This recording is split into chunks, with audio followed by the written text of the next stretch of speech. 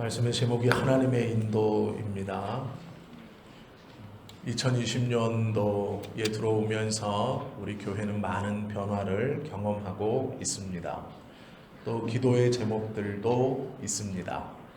교역자를 청빙하기 위해서 기도하고 있고 인테리어를 조금씩 해나가고 있습니다.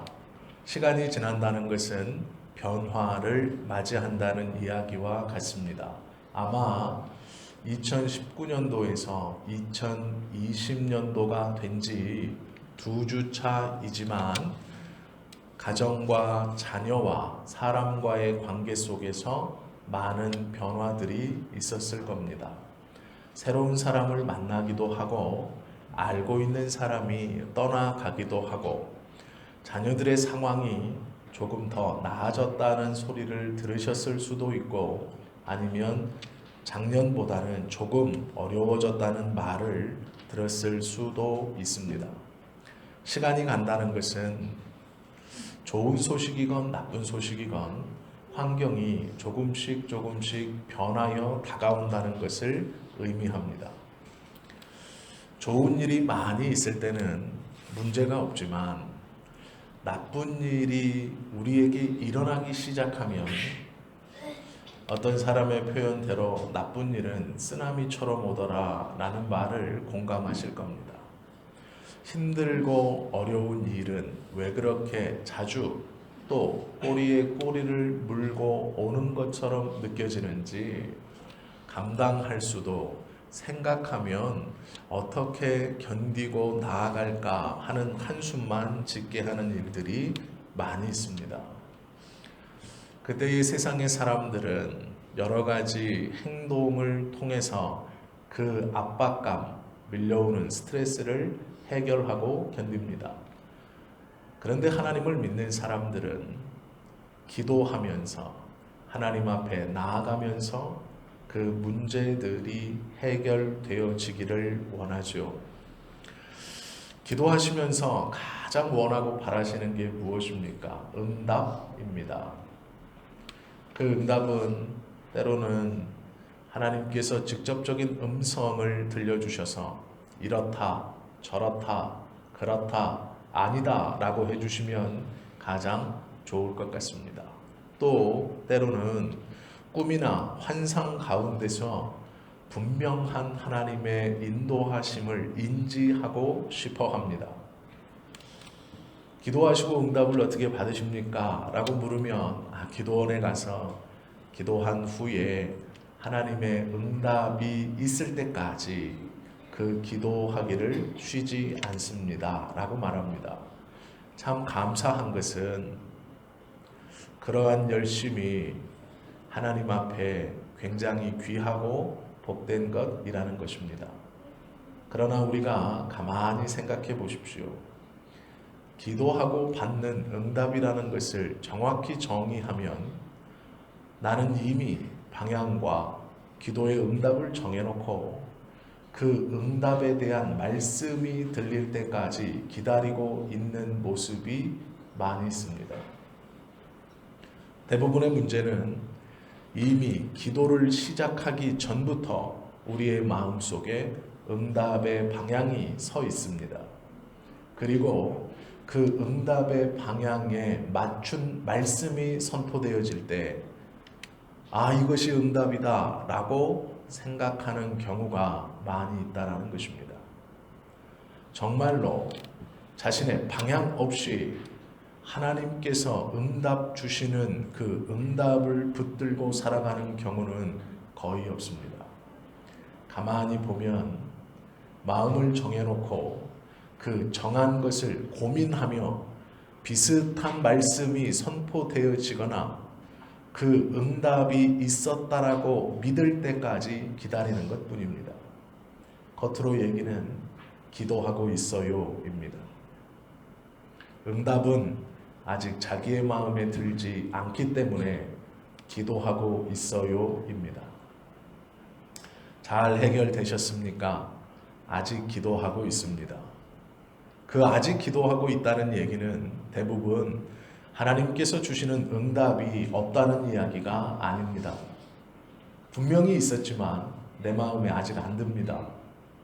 내 결정에 아직 뒷받침이 안 됩니다. 그렇기 때문에 조금 더 기다리고 있습니다. 내 마음에 드는 말씀이 나올 때까지 조금 더 기다리면 나오겠지요 라는 말처럼 들릴 때가 참 많이 있습니다. 기도하신다는 분들 중 예, 기도하고 있습니다. 아직 기도하고 있습니다. 라고 말하면 그 대답의 열의 9은 아직 내 맘에는 안 듭니다. 라는 뜻입니다.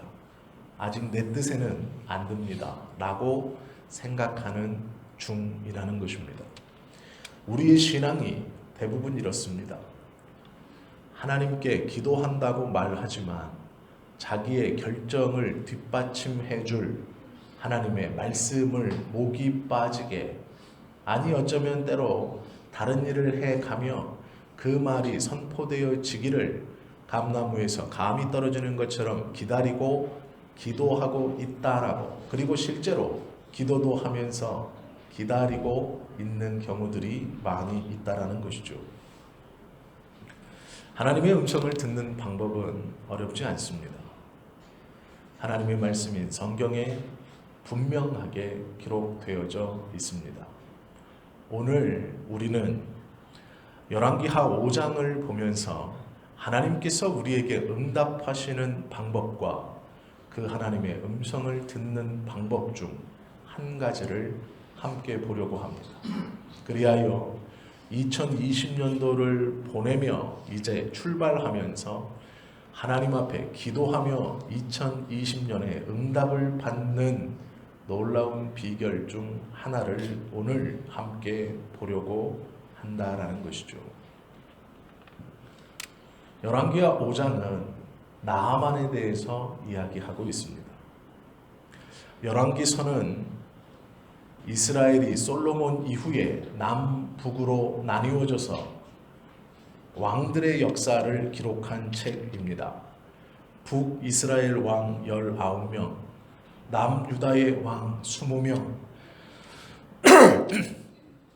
이 39명의 이야기들을 기록한 책이 열왕기서입니다.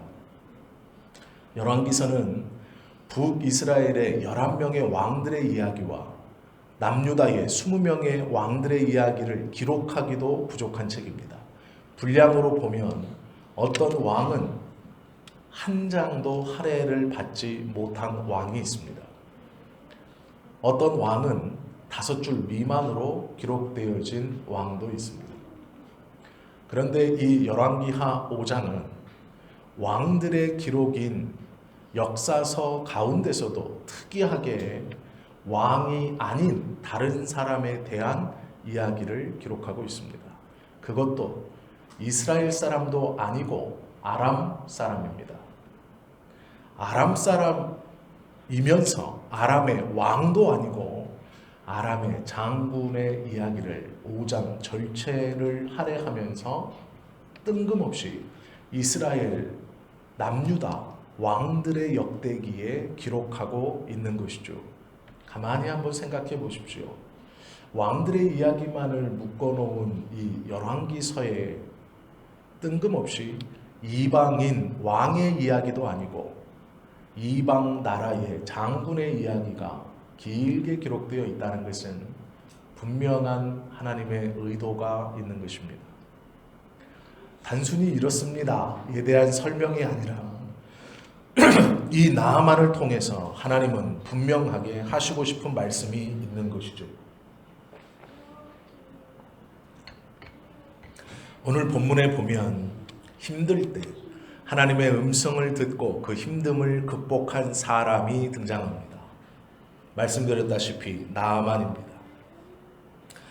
나아만의 이름의 뜻은 죄송합니다. 나아만의 이름의 뜻은 즐거움이라는 뜻입니다. 즐거움이라는 이름을 가진 이 남자는 아람을 가장 크게 번성시켰던 왕들 중 하나인 예수님께서 이 땅에 오시기 900년 전에 존재하며 아람을 다스렸던 벤하닷 1세 때 장군을 지냈던 사람입니다. 아람이라는 국가는 이스라엘이 남유다와 북이스라엘로 나누어진 후 아람은 원래 자기들이 살고 있던 영토를 수복하고자 남유다와 북이스라엘을 차례로 침공합니다. 그리하여 남유다의 수도와 북이스라엘의 수도를 함락 직전까지 몰아붙입니다. 수백 년 동안 자신이 살았던 땅 가나안 지역을 광야에서 밀고 올라온 여호와 신앙을 가지고 있는 이스라엘 사람들에게 빼앗긴 채 아람의 입장에서는 변방으로 밀려나 자신들이 원래 가지고 있던 영토의 4분의 1만 가지고 근근히 동물도 자라지 않고 식물도 자라지 않는 땅에서 먹고 살았습니다. 이들은 비옥한 가나안 땅의 주인이었지만 이스라엘 백성들이 그 땅을 들어와 정복함으로 갑자기 변방 작은 국가가 되었고, 그 사람들이 먹고 사는 것은 가나안 본토를 약탈하면서 짐승들과 사람들을 잡아다 노예나 식량으로 삼으며 살아가는 산적과도 같은 생활을 하던 나라였습니다.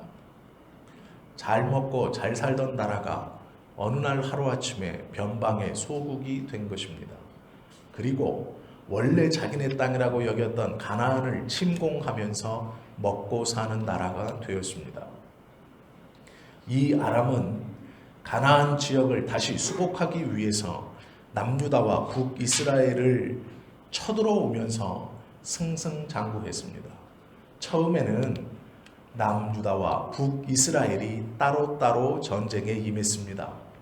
하나님이 우리를 도와주시니 우리는 분명히 승리할 수 있을 것이다 라는 자신감으로 남유다 혼자 아람 군대와 맞붙었습니다. 그리고 대패했습니다. 북이스라엘은 보라, 두 지파가 독립하여서 있는 남유다는 땅만 넓었지 군사력은 형편없는 나라이다.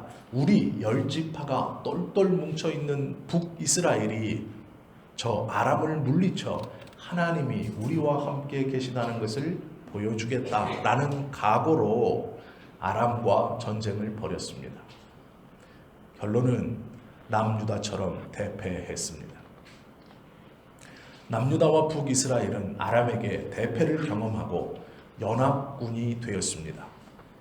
우리가 아람에 대해서는 함께 전쟁을 하자, 저 나라는 강력한 국가이다 라고 인식하고 남유다와 북이스라엘이 연합하여 다시 전쟁에 임했고, 그 결과 아람의 수도인 수리아를 함락 직전까지 몰아갔습니다. 남유다와 북이스라엘의 연합군은 막강했습니다. 그리고 이제는 마지막이라고 생각했습니다. 한 번씩 큰 대패를 경험했기 때문에 이번에 연합해서도 밀리면 방법이 없었죠. 이 연합군은 최선을 다해서 싸웠습니다. 그리고 아람의 수도인 수리아 함락을 눈앞에 두고 있었습니다. 그때에 수리아 도성을 지켰던 장군이 나아만입니다. 아람 왕 벤 하닷이 승리에 취해서 남유다와 북이스라엘의 연합군을 얕보고 전쟁에 임하여 대패해서 계속 밀려 수리아성 함락 직전까지 갔을 때 성을 지키고 있던 나아만이 그 성 안에 있는 병사로 오히려 이스라엘 연합군을 맞아 수리아를 지켰을 뿐 아니라 다시 이스라엘을 자기네 땅인 본토로 돌려보낸 장군이었습니다. 그러기에 나아만은 벤 하닷보다 백성들에게 신망이 있었고 왕보다 더욱더 인기가 좋은 장군이었습니다. 아람에서의 나아만의 위치는 그의 이름인 즐거움이라는 뜻처럼 못할 것이 없었습니다. 그 후로 이스라엘 연합군과의 전쟁에서 나아만은 계속해서 승리에 나아갑니다. 그리고 평화협정을 맺습니다. 정확히 말하면 휴전을 맺습니다. 그 휴전의 1등 공신도 나아만입니다. 나아만은 그것에서 그치지 않고 계절마다 이스라엘 땅을 침공하여 많은 노예와 노략물을 약탈해 감으로 아람이 배를 골지 않고 살아갈 수 있도록 만들어주는 든든한 장군이었습니다. 백성들에게 아람 백성들에게 나아만은 시간이 갈수록 더 인기가 높아져만 가는 장군이었고, 결국 왕도 나아만의 눈치를 보며 그가 반란을 일으킬까 아니면 왕을 바꾸지는 않을까 오히려 나아만의 눈치를 보는 상황까지 이르렀습니다. 그렇게 잘 나가던 나아만 앞에 어느 날 자신의 권력이나 자신의 지략이나 자신의 힘으로 할 수 없는 삶의 문제가 다가옵니다. 그것이 성경은 나병이라고 설명하고 있습니다.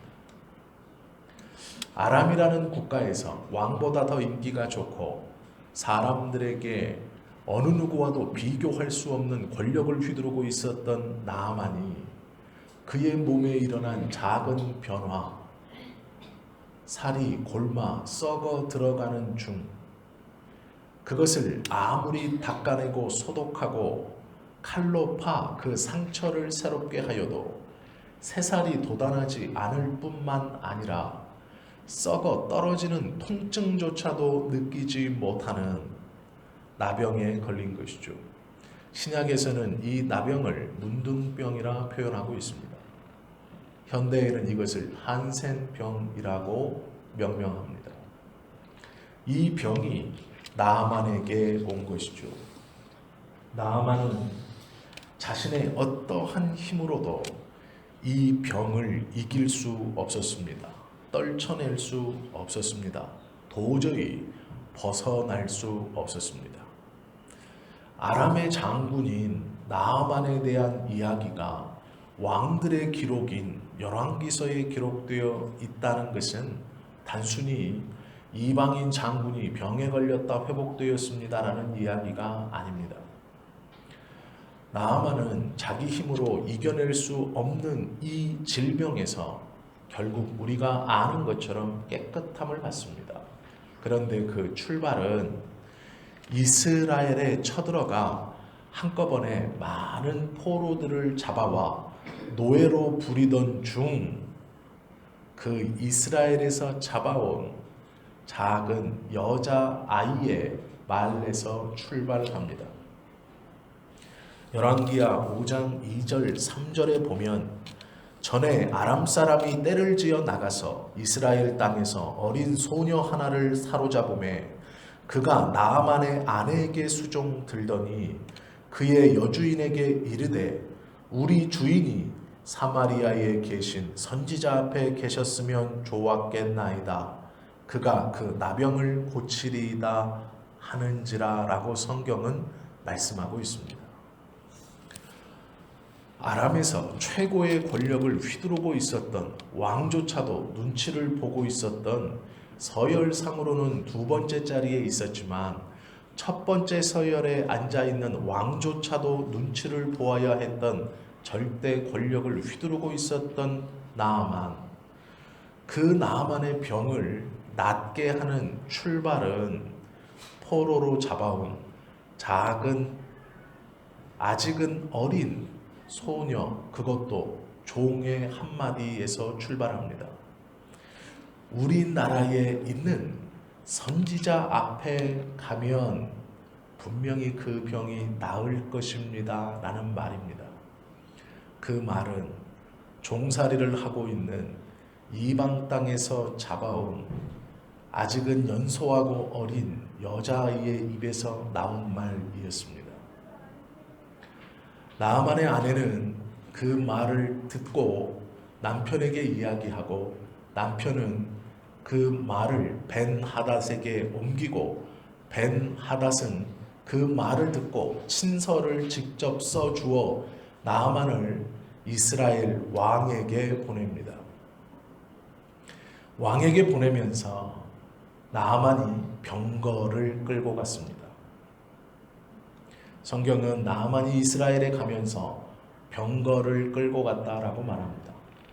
병거는 전쟁 중에 동원하는 것입니다. 우리로 말하면 다른 나라에 내 병을 좀 고쳐주십시오 하고 가는데 훈련된 군인들과 전차를 끌고 간 것입니다. 탱크와 전투기를 몰고 간 것입니다. 그러니 이스라엘 왕이 그 친서를 받아보고 한 말은 우리로 시비케 하여 전쟁을 일으키려고 하는 것이 아니냐라는 탄식입니다. 당연한 반응이죠.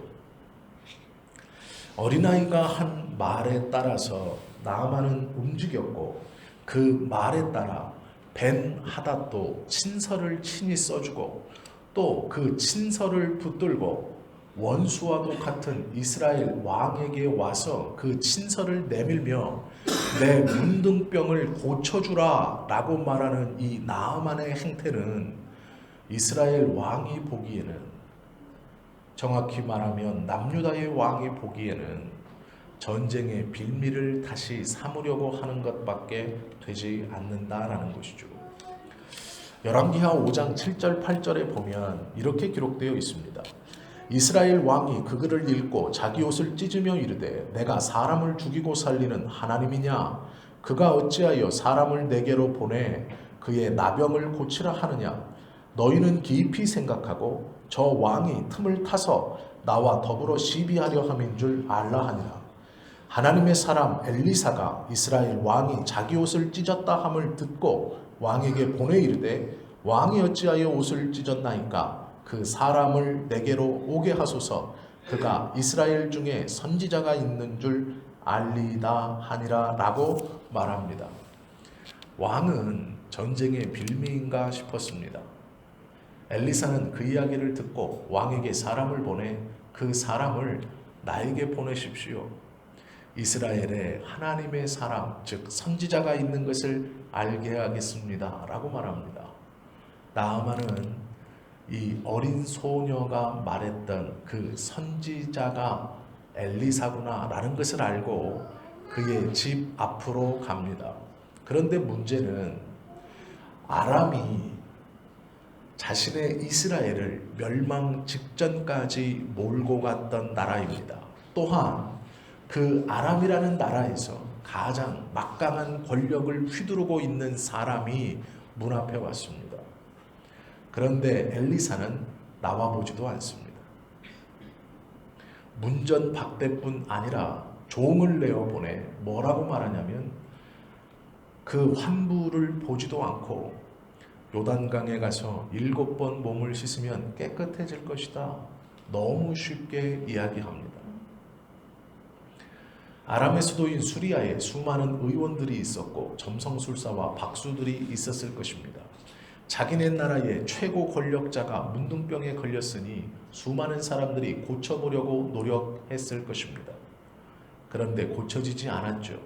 그렇게 고쳐지지 않은 문둥병인 나병을 그냥 요단강에 가서 7번 씻으라 라는 말로 고칠 수 있다라고 말합니다. 나아만은 당연히 화가 났습니다. 나아만은 분노했습니다.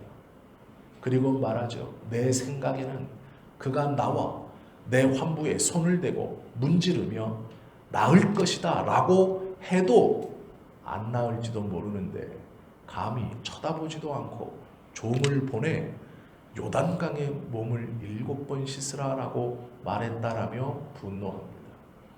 그리고 우리 아람에는 이 요단강보다 좋고 깨끗하고 넓은 강이 얼마나 많으냐? 내가 거기서 씻겠다라고 말합니다. 그때에 성경에 보시면 참 놀랍게도 13절에 이렇게 말합니다. 그의 종들이 나와서 말하여 이르되 내 아버지여 선지자가 당신에게 큰 일을 행하라 말하였다면 행하지 아니하였으리까 하물며 당신에게 이르기를 씻어 깨끗하게 하라 함이니까 하니라고 권면합니다. 나아만은 요단강에 들어가 몸을 씻었습니다. 7번째 몸을 씻고 올라오며 그의 몸이 어린 아이와 같이 바뀌었습니다. 나병이 깨끗하게 나은 것이죠. 그리고 그가 하나님의 사람에게 돌아와 그 사람의 문 앞에서, 즉 엘리사의 집 문 앞에서 이렇게 외칩니다. 나아만이 이에 내려가서 하나님의 사람의 말대로 요단강에 7번 몸을 잠그니 그의 살이 어린아이의 살같이 회복되어 깨끗하게 되었더라. 나아만이 모든 군대와 함께 하나님의 사람에게로 도로와서 그의 앞에 서서 이르되 내가 이제 이스라엘 외에는 온 천하에 신이 없는 줄을 아나이다. 청하건대 당신의 종에게서 예물을 받으소서 하니라고 말합니다. 나아만이 엘리사를 가리켜 주인이라고 칭하고 자기 자신을 가리켜 종이라고 호칭이 바뀝니다. 그뿐 아니라 나는 이스라엘을 통치하시는 여호와 외에는 다른 신이 없는 줄을 알겠다라고 말합니다. 이 고백이 아람 사람의 입에서 나왔습니다. 이방신을 섬기고 여호와 신앙의 배타성이 무엇인가를 알고 있는 아람 사람이 하나님의 이적을 경험한 후 그의 입에서는 하나님 한 분 외에는 다른 신이 없습니다. 그리고 그 하나님의 선지자에게 당신의 종이라는 표현으로 자신의 신분을 격화시킵니다. 이렇게 할 수 있었던 이유는 하나님의 은혜 때문입니다. 누구도 고칠 수 없었던, 고친다고 생각조차 하지 못했던 그 나병이 순식간에 깨끗해졌기 때문이죠. 막강한 권력을 가지고 있었지만 자기 힘으로 떨쳐낼 수 없었던 문제, 어쩌면 우리가 계속해서 기도하고 있는 그 문제에 대한 응답을 나아만은 너무 쉽게 받은 것입니다. 어떻게 받을 수 있었을까? 어떻게 들을 수 있었을까? 그것이 문제죠. 성경에는 고난 가운데 하나님의 인도와 음성을 듣는 사람들이 많이 있습니다. 에스더가 그 대표적입니다. 에스더는 이방인으로 왕의 부인이 되었고 또한 이스라엘의 큰 어려움과 아픔 가운데 있을 때 그는 자기의 힘으로 무엇도 할 수 없다는 것을 느끼는 어린 아이에 불과했습니다. 그때의 에스더 옆에는 모르드게라고 하는 삼촌이 있었습니다. 그리고 모르드게의 권면에 따라 힘을 내고 하나님의 음성을 들었습니다. 그 음성은 내가 공주가 된 것은, 여왕이 된 것은, 왕의 부인이 된 것은 지금 이 어려운 시기에 이스라엘을 구원하라는 하나님의 뜻이다라는 권면입니다.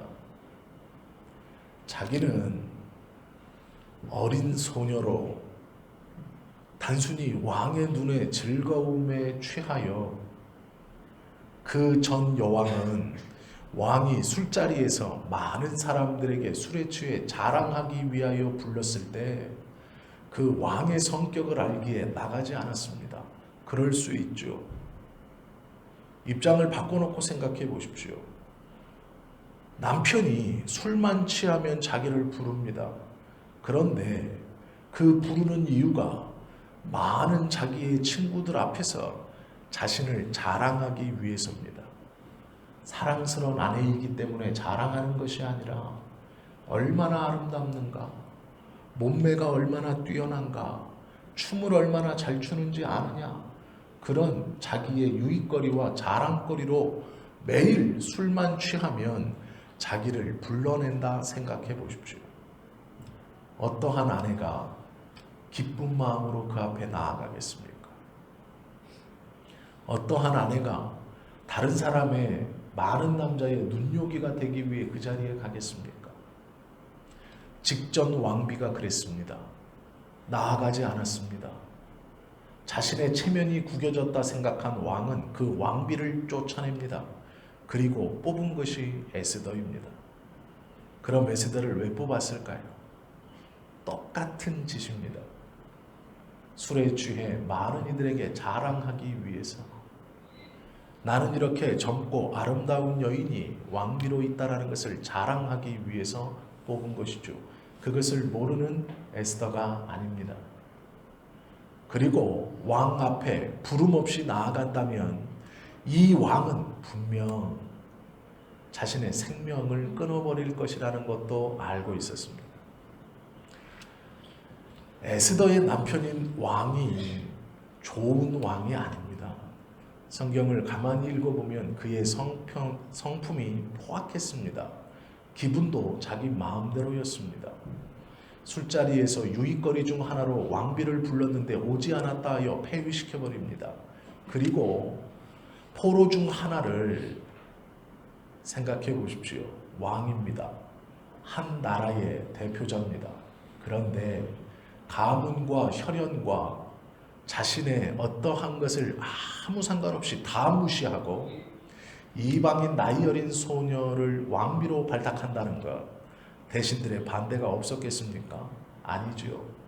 왕들의 결혼이 그렇게 하찮게 할 수 있는 것이 아닙니다. 그러나 이 왕은 밀어붙입니다. 한마디로 끝냅니다. 내 마음이다. 어떠한 신하도 반대하지 못했습니다. 그의 성정이 포악했다는 것을 보여주죠. 그가 술 취해서 한 행동은 모든 이스라엘 백성들을 죽일 수 있다라는 직서였습니다. 그의 성정이 어떠한지를 드러내놓는 글입니다. 에스더는 그 왕 앞에 나아가기가 자신이 감당할 수 없는 일이라는 것을 알고 있었습니다. 그러기에 이러지도 저러지도 못하고 있는 상황이었습니다. 그때 모르드게가 한 말로 하나님께서 지금 이때를 위하여 너를 왕비로 삼게 하신 것이다 라고 권면해 줍니다. 그리고 그 말씀에 하나님의 뜻을 붙들고 우리가 다 아는 유명한 고백처럼 죽으면 죽으리이다 하고 왕 앞에 나아가는 모습을 봅니다. 에스더는 모르드게의 한마디로 하나님의 음성을 들었습니다. 에스더는 왕비였고 모르드게는 성문을 지키는 문지기였습니다. 모세는 이스라엘 모든 민족을 출애굽시킨 당대의 영웅이며 지금까지 이스라엘 백성들에게 친송받는 사람입니다. 모세는 그의 지팡이 하나로 온 이스라엘 백성들의 갈증을 해결시켜주고 만나와 메추라기와 십계명의 두 돌판을 받아내린 어떠한 이스라엘 백성도 감히 상상할 수 없었던 하나님과 직접 대면하여 부르심을 받고 그 하나님의 음성을 직접 들었던 사람입니다. 또한 하나님께서 거주하시는 성소인 성막을 직접 이렇게 보여주신 대로 제작하라 명한 사람입니다. 이스라엘의 어떤 누구도 모세의 권위에 대항할 수 없었습니다. 그러기에 모세는 이방 여자를 데려다 모든 이스라엘 백성들이 보는 앞에서 자신의 장막으로 끌고 들어갈 정도로 막강한 권력을 누리고 있었습니다. 그런 모세가 고민에 쌓였습니다. 이 많은 사람을 어떻게 통치해야 할까? 그때 장인인 이드로가 와서 10부장, 100부장, 1000부장, 10,000부장을 세워 통치하라 귀뜸합니다. 그리고 모세는 그 말에 순종합니다. 모세 정도 되는 절대 권력자가 되면 그 말 안 들립니다. 아무리 좋은 말이라도 들릴 것 같습니까? 안 들립니다. 내 한마디에 수백만의 이스라엘 사람들이 왔다 갔다 하고 있는 상황에서 내가 걸어가야 이스라엘 백성들이 내가 걸어간 만큼만 걸어갈 수 있는 상황에서 나이가 많은 장인의 조언은 웬만한 사람이면 쉽게 들을 수 없는 것입니다. 그러나 모세는 그 말을 듣고 조직을 똑같이 개편합니다. 그리고 이스라엘을 효율적으로 컨트롤하기 시작합니다. 장인의 말이었습니다. 다윗은 밧세바를 보고 음욕이 불같이 일어 그것을 해결합니다. 그리고 그것을 가만히 덮고자 밧세바의 아내인 우리아를 궁성으로 불러들이고 교묘한 작전을 짜서 전쟁터에서 사고사로 죽입니다. 그리고 전사 처리합니다. 남은 유족인 밧세바를 자신의 부인으로 삼아 우리아의 핏줄을 왕의 후손으로 만들어주고 그 우리아의 부인을 통해 낳은 아들을 왕자로 임명해 주는 포상을 내리는 것처럼 꾸밉니다. 상황을 모르는 이스라엘 백성들은 이 다윗의 행위에 대해서 찬사를 보냈을 것입니다. 우리아 장군은 우리가 아는 것처럼 유대인이 아닙니다. 이스라엘 사람이 아닙니다. 이방인입니다.